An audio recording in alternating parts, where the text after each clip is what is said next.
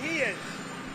I wanted to race him, but I decided not to do it. Your message to Vladimir Putin after your meeting with Vladimir Zelensky, and how did that meeting go? I think the meeting went well. We'll see what happens over the next few days. We'll probably learn a lot. I was very disappointed that missiles were flying by Russia, but that missiles were flying. Very disappointing. We'll see how it goes. On the Iran situation, I think we're doing very well. I think a deal's going to be made there. That's going to happen. Pretty sure it's going to happen. We'll have something without having to start dropping bombs all over the place. You trust President Putin? Say it again. You trust President Putin? You know, in about 2 weeks. You did very nice at the dinner the other night. I was very proud of you. They had your picture up, everything. Very proud of you. I said, I know him. What did Zelensky tell you that made you reassured? Well, it wasn't that. It was just, look, they have a tough road ahead, okay? And we had a good meeting. It was a nice meeting. It was a beautiful meeting. I'll tell you, it's the nicest office I've ever seen. It was a beautiful, beautiful scene. But he was very, look, he wants to do something good for his country. Thinks he's doing a good job, and he's working hard. We'll see what happens. It's a very complicated deal. He told me that he needs more weapons, but he's been saying that for 3 years, He needs more weapons, and we're going to see what happens. I want to see what happens with respect to Russia. Because Russia, I've been surprised and disappointed, very disappointed that they did the bombing of those places after discussions. Are you going to talk to Putin again? Yeah, I will. Did President Zelensky talk to you about Crimea? Well, he did, very briefly, but Crimea was given away by Barack Hussein Obama and by Biden. That's 11 or 12 years ago. That's a long time ago. I don't know how you can bring up Crimea, because that's been a long time. Nobody brought it up for 12 years, and now they bring it up now. So I told them, you can maybe go back to Obama, ask him why they gave it up. They gave it up without a shot being fired, by the way. What do you want Vladimir Putin to do? Well, I want him to stop shooting, sit down, and sign a deal. And we have the confines of a deal, I believe, and I want him to sign it and be done with it and just go back to life. What punitive action are you considering taking against Russia? Well, I have a lot of things I can do. I'm not looking to do it, but I have a lot of strength. We've built the United States up. I think we're more respected now as a country maybe than ever before. There's no more games. You have somebody that knows what he's doing, not like the previous person who didn't have a clue. So, I want to end that. I want to end the Iran situation if we can. And we have other things too. We got plenty of problems in the world. When I left 4.5 years ago, and I'll tell you what, we didn't have any of these problems. The good news is costs are way down, groceries are down, eggs are down, gasoline is way down. It's all coming down. It's all looking good. The tariffs are strong. We're taking in a lot of money from tariffs. We were losing a lot before I got here. We were losing billions of dollars a day, and now we're doing great, and we haven't even kicked in yet. And eventually we'll be reducing taxes very substantially for the people of our country, because the money is so great coming in from tariffs that I'll be able to reduce taxes to a very large extent, and maybe almost completely. Keep saying 2 weeks about President Putin. What is 2 weeks? Give us, what is the actual date? What is the timeline? 2 weeks or less, and if it's a little more at the time, I say, but they're losing a lot of people. We have 3,000-4,000 people dying every single week. That's a lot of people to lose. You can imagine parents waving from Ukraine and from Russia, waving to their son as he leaves, and a week later he's dead on a battlefield, all carved up and chopped up. I've seen it. I see the satellite pictures. They're horrible. They're horrible. I would say it can't get any worse. Body parts laying all over. I don't even like looking at them. Body parts laying all over fields. What are they doing? It would have never started if I were president. Is your relationship with President Zelensky better now than things were in the But Oval look, Office? it was never bad. We had a little dispute because I disagreed with something he said, and the cameras were rolling, and that was okay with me. But we had a dispute. But look, he's in a tough situation, a very tough situation. He's fighting a much bigger force, much bigger, and that force has not been very distinguished. You know, it's been a lot tougher than they thought, but it helped them when we gave them $350 billion worth of weapons or cash. Is Zelensky ready to give up Crimea, do you think, Mr. President? Oh, I think so, yeah. Look, Crimea was 12 years ago. That was President Obama. They gave it up without a shot being fired. So don't talk to me about Crimea. Talk to Obama and Biden about Crimea. I was just wondering what Zelensky thought And about remember, it. this is Biden's war. This isn't Trump's war. I came in to try and solve a problem. And the problem is so many people are being killed. By the way, Saquon, what a great guy. Sir, can I ask? You see the conditioning. His conditioning's pretty good. Better than you, better than me. Sir, can I ask, did you have a reaction to Virginia Guthrie's suicide? Do you have a reaction to Virginia Guthrie's suicide in Australia? Well, it's a very sad situation, the whole thing.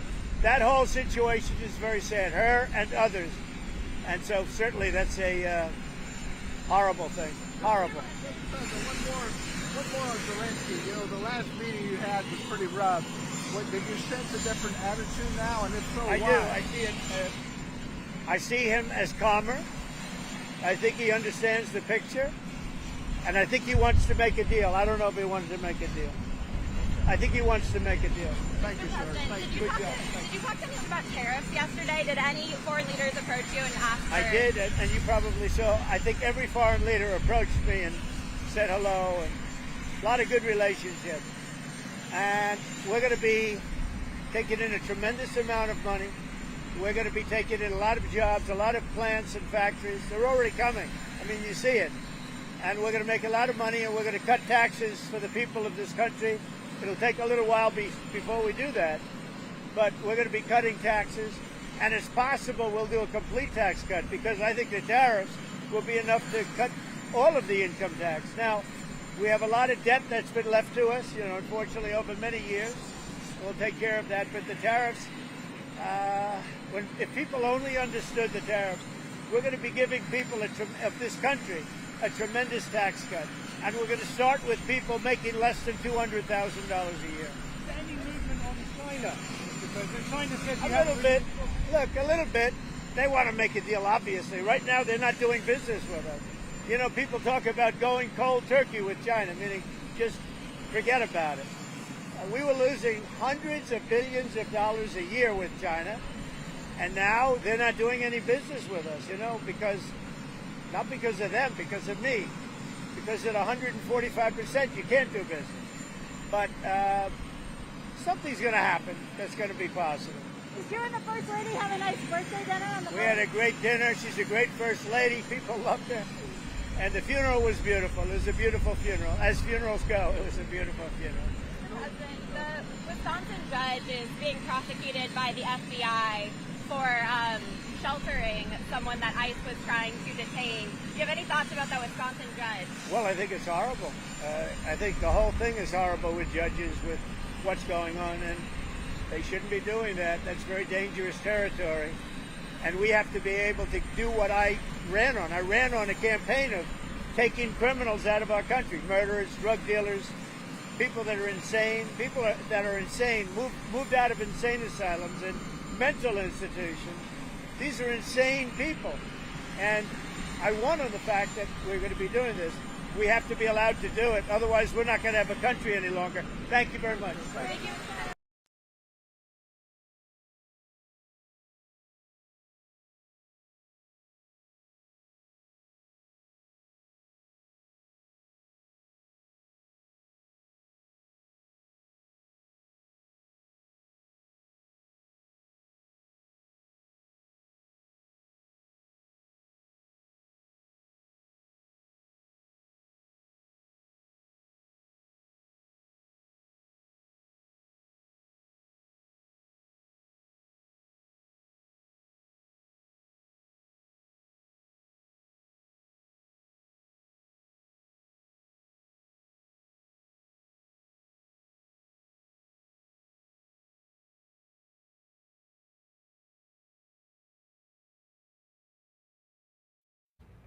And joining me now is Secretary of State Marco Rubio. Secretary Rubio, welcome back to Meet the Press.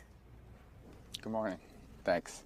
Well, good morning to you. Thank you so much for being here. President Trump is about to mark his 100th day in office. It comes as a key campaign promise is to end the war in Ukraine, and against the backdrop of that extraordinary meeting between President Trump and President Zelensky. Mr. Secretary, is Russia and Ukraine now closer to a deal in the wake of that meeting? Well, I think they're closer in general than they've been any time in the last 3 years, but it's still not there. And as I said, and he has said, and others have said, he's done an extraordinary job at the highest levels of our government. The president has put out everybody you can imagine, Ambassador Witkoff, myself, the National Security Advisor, the Vice President, been involved and engaged in this effort to bring the two sides closer so we can have path to peace. By the way, that's something that should be celebrated. He's trying to end a 3-year war that has no military solution, where every day people are dying, especially on the Ukrainian side, in many cases civilians and children, as we've seen the images over the last few weeks. He's trying to bring this war to an end, and we've made real progress. But those last couple steps of this journey were always going to be the hardest ones, and it needs to happen soon. We cannot continue as I said, to dedicate time and resources to this effort if it's not going to come to fruition. So the last week has really been about figuring out how close are these sides really, and are they close enough that this merits a continued investment of our time as a mediator in this regard. What is the timeline? Are you talking weeks or months? How long are you willing to give them to reach a peace agreement? Well, I always think it's silly to set a specific date or whatever, but I can just tell you that almost 100 days into this presidency, the president has dedicated a tremendous amount of time and energy to this. And we think we brought the sides closer than they've been in a very long time, but we're not there yet, and it needs to start happening. We need to start, I think this is going to be a very critical week. This week is going to be a really important week in which we have to make a determination about whether this is an endeavor that we want to continue to be involved in, or if it's time to sort of focus on some other issues that are equally, if not more important in some cases. But we want to see it happen. There are reasons to be optimistic, but there are reasons to be realistic, of course, as well. We're close, but we're not close enough. Well, let's talk about what we've heard from and seen from President Trump online, who now says he wants to deal with President Putin, quote, differently through banking or secondary sanctions. Will President Trump follow through with imposing new sanctions against Russia? Well, first of all, I'm not going to, the president, we have multiple options, frankly, to address this and to deal with all of this, but we don't want to get to that point. This is still not the time. I think what the president is saying and has been saying for some time now is he is aware that he has these options. People ask him about it all the time, but what he really wants is a peace deal. He wants the dying and the killing to stop. This is a terrible war. It's cost the lives of thousands of people, billions of dollars, and generational destruction on the side, especially on the Ukrainian side. We want the war to end. You saw yesterday at the Pope's Mass, there was talk about war and how it needed to stop. The Pope, the late Pope, who's celebrated for being a peacemaker and trying to talk about these things. We should all be happy that we have a president of the United States and Donald J. Trump who wants to end and prevent wars. And that's what we're trying to do here. And so ultimately, look, if it doesn't happen, it doesn't come to fruition, then as a nation state, there are options that we have for those who we hold responsible for not wanting the peace. But we'd prefer not to get to that stage yet because we think it closes the door to diplomacy. Well, you know, the president has made a number of demands against Ukraine. Just last month, the president told me he might impose penalties against Russia. I guess given the frustrations that he is voicing, Mr. Secretary, why hasn't he imposed sanctions yet? Well, because I think we're still hoping to see that this effort works out in diplomacy and that we can bring these two sides closer together. I mean, the minute you start doing that kind of stuff, you're walking away from it. You've now doomed yourself to another 2 years of war, and we don't want to see it happen. I think what's important and really weighs is there is no other country, there is no other institution or organization on the earth that can bring these two sides together. No one else is talking to both sides but us. And no one else in the world can make something like this happen but the president. This is a very significant responsibility and a really important opportunity. And we want to make sure that we work it all the way through, that we don't walk away from something that can actually work or that can actually lead to peace. But we also don't want to continue to spend time on something that's not going to get us there. So throughout this process, it's about determining, do both sides really want peace? and how close are they or how far apart they are after 90 days of effort here, over 90 days of effort. That's what we're trying to determine this week. There are reasons to be optimistic, and there are also reasons to be concerned. It's complicated. If this was an easy war to end, it would have been ended by someone else a long time ago. But right now, the only one who can bring these two sides together to end this war is our president, President Trump. And we're doing everything we can to see if we can get that done here over the next few days. Well, let me ask you about some of the language you've taken. Just 3 years ago, you co-sponsored a Senate bill barring the United States from recognizing Russian claims to any portion of Ukraine's land. Let me read you part of what you said. Quote, Vladimir Putin is the real aggressor in this war, and he is attempting an unjustified takeover of a sovereign democratic country. The United States cannot recognize Putin's claims, or we risk establishing a dangerous precedent for other authoritarian regimes like the Chinese Communist Party to imitate. What message does it send to China and other adversaries if the United States allows Russia to keep the land it's illegally claimed? Well, first of all, I would say that right now there's a lot of press reports about this, that, or these concessions or that concessions. A lot of things have been discussed, and the reason why those things are being discussed is very simple. Not because we're going to force anyone to do anything or pressure anyone to do anything like this, but because we need to understand what are the options to bringing about an end to the war. We need to be grown-ups and realistic here. In any negotiated end to a war, both sides get something and both sides have to give something up. That's a reality. Without speaking specifically about that or another, you wrote that, you talk about that was back in September of 2022. Since September of 2022, this war has continued. Thousands of more people have died. Generational destruction that Ukraine's going to spend 2 generations rebuilding from. This is a war that needs to end now. And so in order for this war to end, there are things Russia wants that it will not get, and there are things Ukraine wants that it will not get. Yeah. If it wasn't the case, that would have been done a long time ago. No one here is claiming that one side is going to unconditionally surrender to the other and bring this to an end. But that's why diplomacy can be difficult and time-consuming, but it is the only way to end this conflict. There is no military solution to this war. The only solution to this war is a negotiated settlement where both sides are going to have to give up something they claim to want, and are going to have to give the other side something they wish they didn't. That's how you end wars, and that's what we're trying to achieve here, so more people won't die. There are people who will die today in this war because there is no peace. We don't want to continue to have to say that. Every time you turn on the news and they say, well, another missile strike, all these things will continue to happen. This could get even worse in the months to come. Yeah, you know, President Putin has never acknowledged Ukraine's right to exist. So why do you trust that he won't invade Ukraine again or another European country?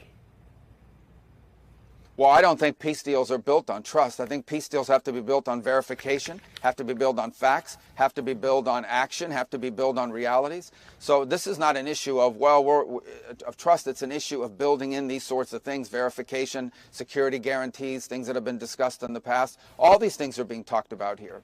All of these things. Yeah. But right now, it's not the time. If we're trying to bring two sides together, the last thing you want to do is give some side, one of the two sides, an excuse to walk away from this effort.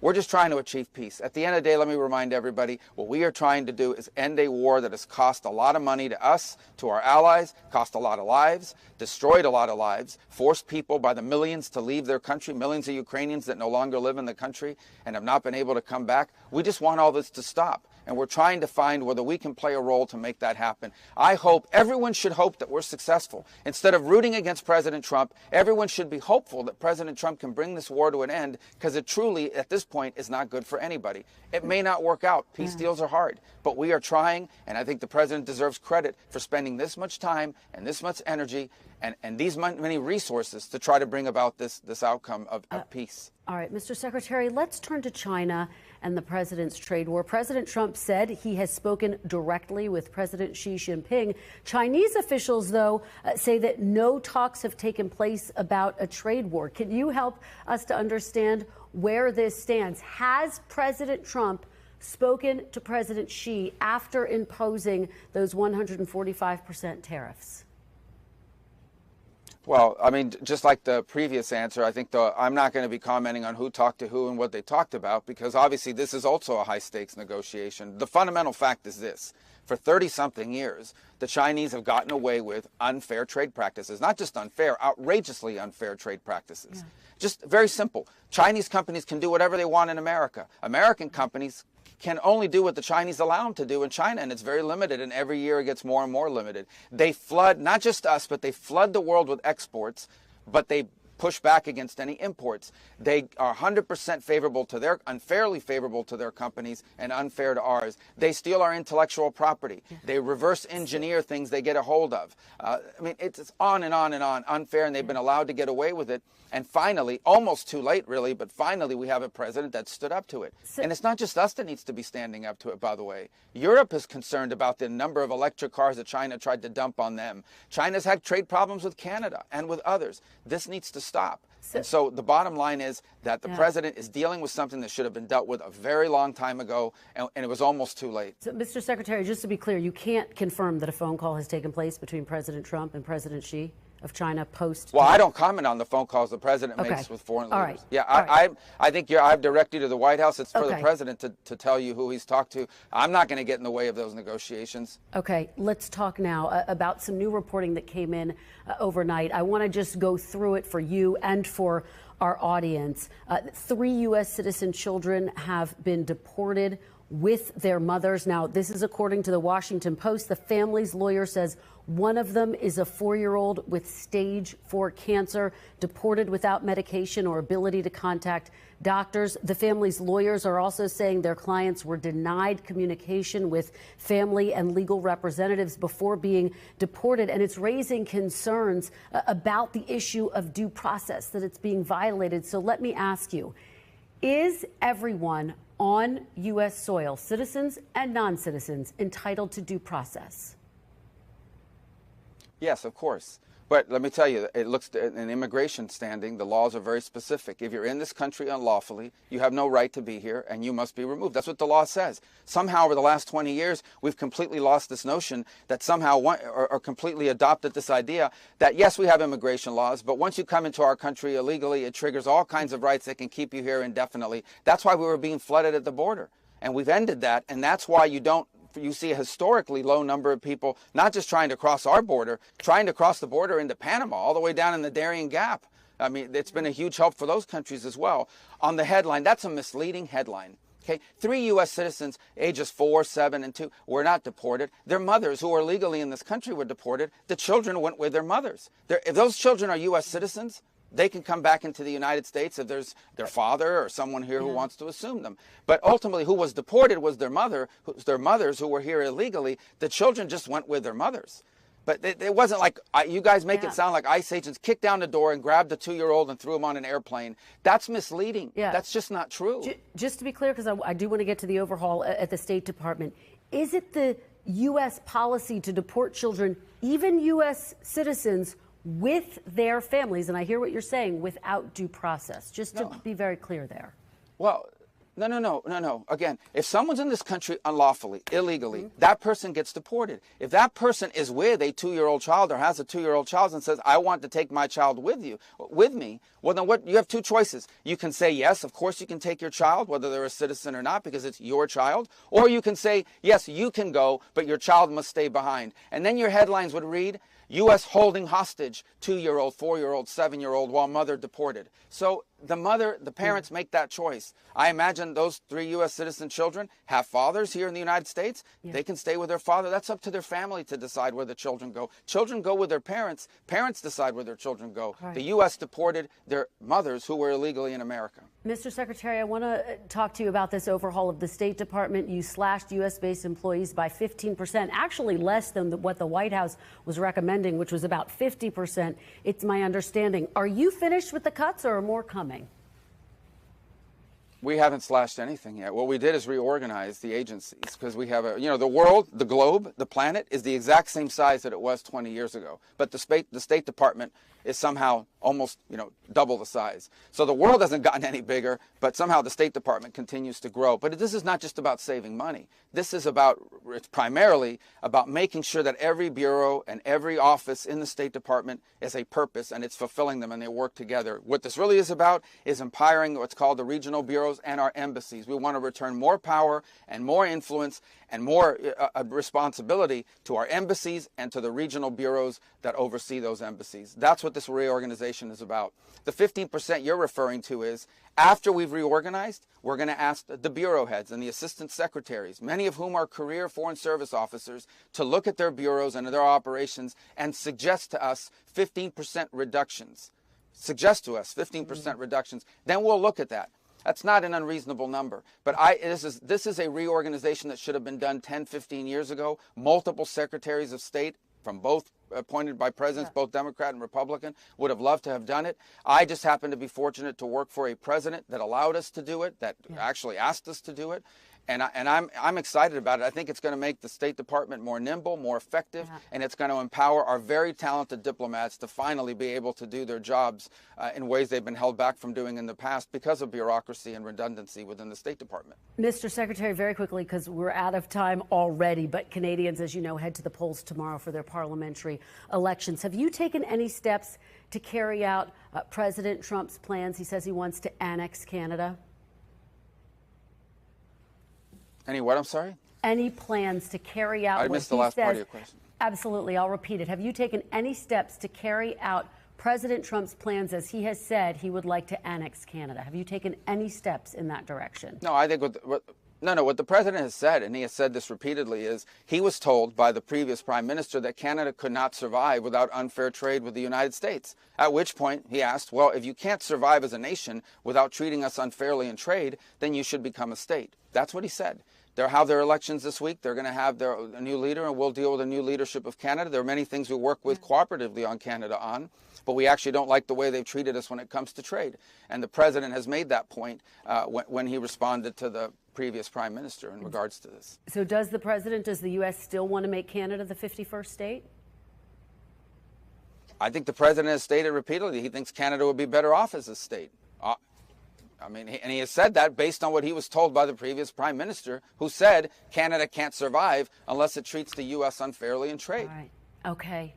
Secretary of State Marco Rubio, thank you so much. We covered a lot of ground today. Really appreciate your joining us. Thank you. Thanks for watching. Stay updated about breaking news and top stories on the NBC News app or follow us on social media.